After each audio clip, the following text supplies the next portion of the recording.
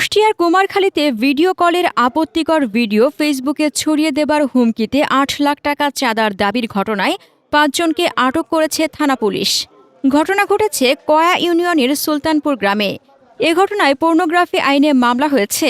এ মামলায় ৬ জন আসামির মধ্যে বৃহস্পতিবার ৫ জনকে আটক করে শুক্রবার আদালতের মাধ্যমে কারাগারে পাঠানো হয়েছে।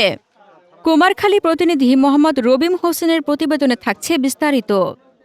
আটক হয়েছে কুমারখালীর দুর্গাপুর গ্রামের আশিকুর রহমান সজীব, শিলাইদহের নাউতি গ্রামের আবু জাফর, একই ইউনিয়নের জাহিদপুর গ্রামের তারেক মণ্ডল, নয়ন শেখ ও ঝিনাইদহের শোলকুপা থানার পুরাতন মালিথিয়ার রাব্বি মল্লিক। ভুক্তভোগী নারী জানান, তার ভাই ভগ্নিপতি এ মামলার প্রধান আসামি মনসুর আলী সৌদিতে থাকেন। ১ বছর আগে মনসুর আলী তার ভাবির জিমেইলে একটি ওটিপি কোড পাঠিয়ে কোডটি জানতে চাইলে তার ভাবি কোডটি বলে দেন এবং মনসুর আধুনিক প্রযুক্তি কাজে লাগিয়ে তার ভাবির ফোনে থাকা স্বামী স্ত্রীর ব্যক্তিগত ভিডিও নিয়ে নেয়। বিষয়টি তার ভাবি জানতে পারলে মনসুরের সঙ্গে যোগাযোগ বন্ধ করে দেন। পরবর্তীতে মনসুর তার ইমো নাম্বারে যোগাযোগ করে একাধিক সময় কথা বলার এক পর্যায়ে তাদের দুজনের মধ্যে গভীর সম্পর্ক গড়ে ওঠে। তারই সুযোগ নিয়ে তার অজান্তে ইমো ভিডিও কলে তাদের আপত্তিকর ভিডিও মনসুর সংরক্ষণ করে রাখে।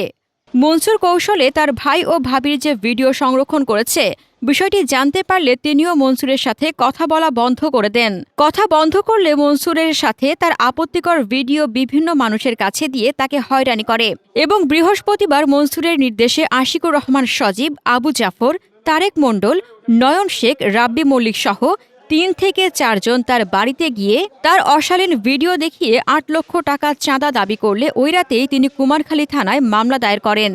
প্রধান আসামি সৌদিতে থাকায় তাকে বাদে কুমারখালী থানা পুলিশ সবাইকে আটক করেছেন বলে জানান তিনি।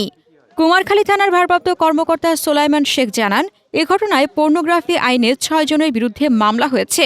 গতকালকে শিলাইদহের এক গৃহিণী অভিযোগ করেন যে তাকে বিভিন্ন নেকেড ভিডিও দেখে ৮ লক্ষ টাকা চাঁদা দাবি করেছিলেন। অভিযোগের পরিপ্রেক্ষিতে আমরা সরজমিনে তদন্ত করি। তদন্তের প্রাথমিকভাবে সত্যতা পাওয়ায় আমরা পর্নোগ্রাফি আইনে মামলা নেই এবং আসামিকে গ্রেপ্তার করি। ৫ জন আসামি গ্রেপ্তার করি এবং গ্রেপ্তারের পরে আমরা আসামিদেরকে আজকে বিজ্ঞ আদালতে প্রেরণ করেছি। বৃহস্পতিবার রাতে ৫ জনকে গ্রেপ্তার করে শুক্রবার সকালে আদালতের মাধ্যমে জেল হাজতে প্রেরণ করা হয়েছে।